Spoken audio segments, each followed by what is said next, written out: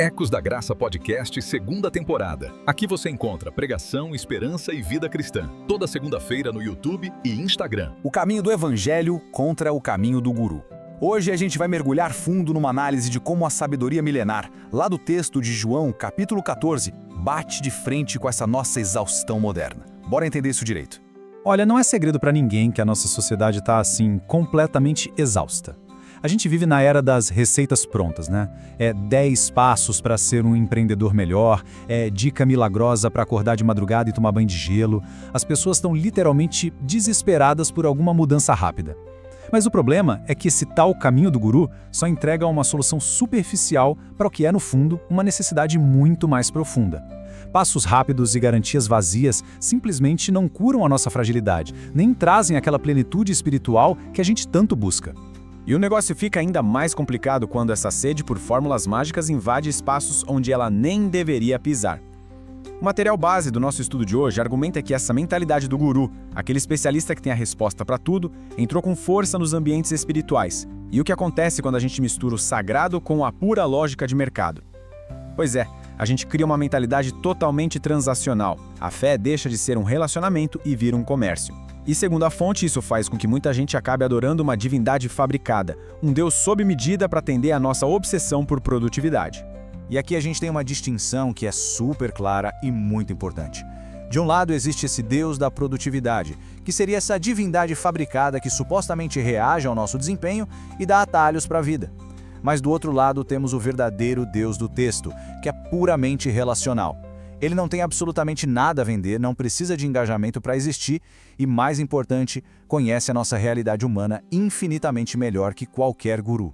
As promessas desse Deus verdadeiro não pedem nenhuma transação financeira ou emocional em troca.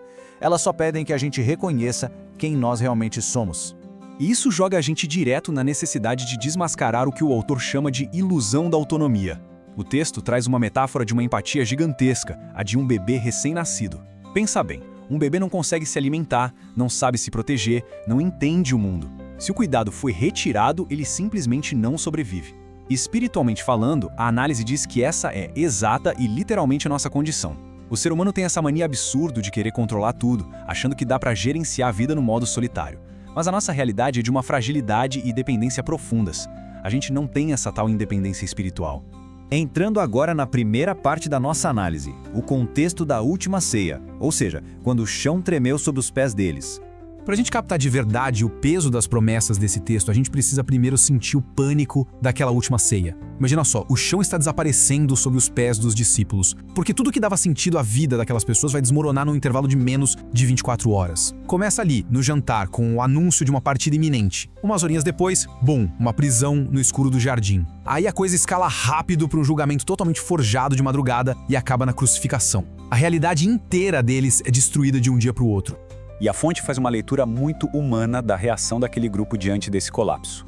Muita gente lê os protestos deles na ceia como se fosse só uma falta de fé, mas a análise argumenta que não tem nada a ver com isso.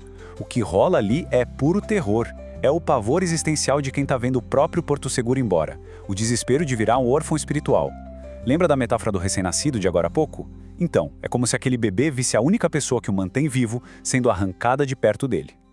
Vamos passar então para a segunda parte. As 3 promessas, onde a gente vê a graça entrando no lugar das fórmulas.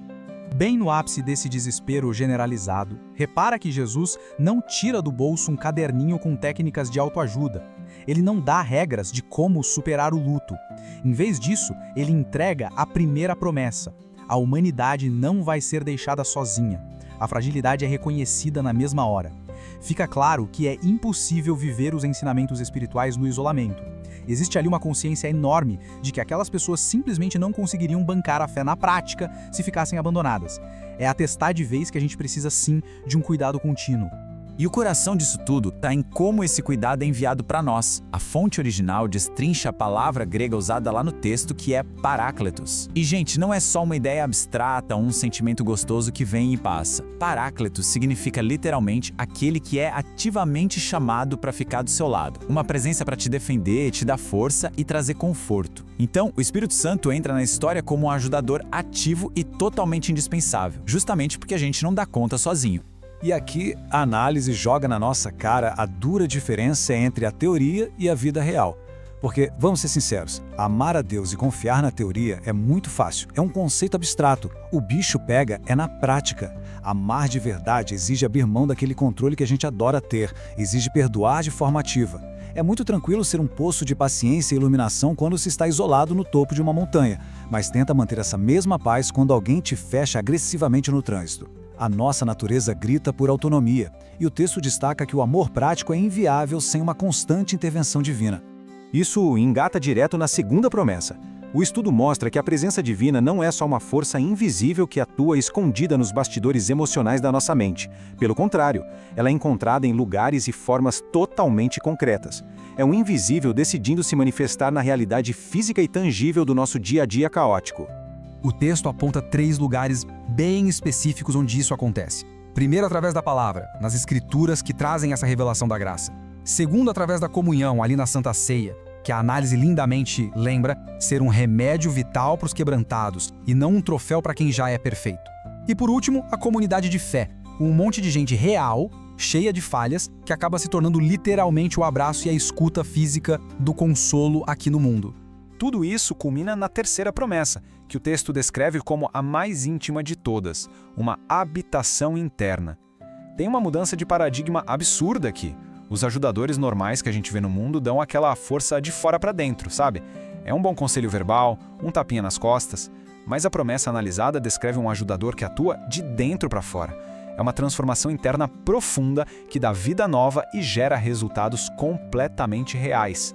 Mas tem um alerta enorme ao analisar aquele versículo super famoso que diz: "Se me amais, guardareis os meus mandamentos." Lendo assim de primeira, parece até o tal caminho do guru, não parece? Soa como mais uma daquelas cobranças exaustivas de autoajuda ditando "faz isso aqui primeiro para merecer aquilo ali." Só que o estudo comprova por A mais B que essa interpretação é exatamente o oposto do significado original. A grande sacada magistral dessa análise é revelar a verdadeira ordem das coisas na teologia. Presta atenção, a graça sempre vem antes da obediência. O passo 1 é o dom do Espírito. Ele é dado primeiro, como um presente que a gente nem merece, justamente porque a gente não consegue obedecer sozinho. O passo 2 é a transformação interna gerada por essa presença. E o passo 3 é o fruto inegável disso. A capacidade de obedecer começa a brotar naturalmente. A obediência não é a porta de entrada para o amor. Ela é a consequência de já ter sido profundamente amado. Caminhando para a terceira e última parte, o fim das fórmulas. Chegou a hora de trocar essas receitas por descanso.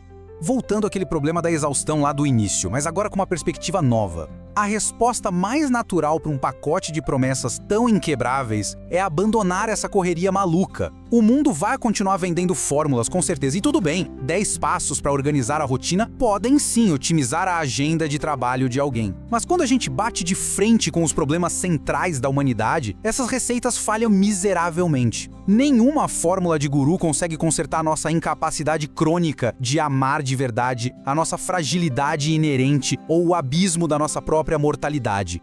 E o que encerra a explicação de hoje é uma provocação muito profunda e necessária para a gente reavaliar como a vida está sendo vivida.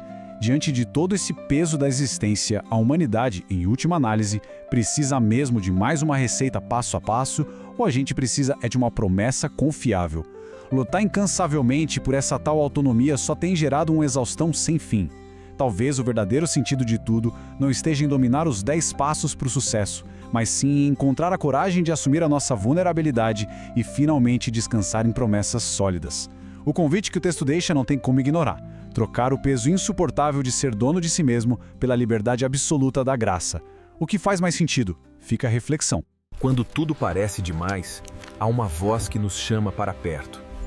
Aquiete-se e ouça o eco da graça.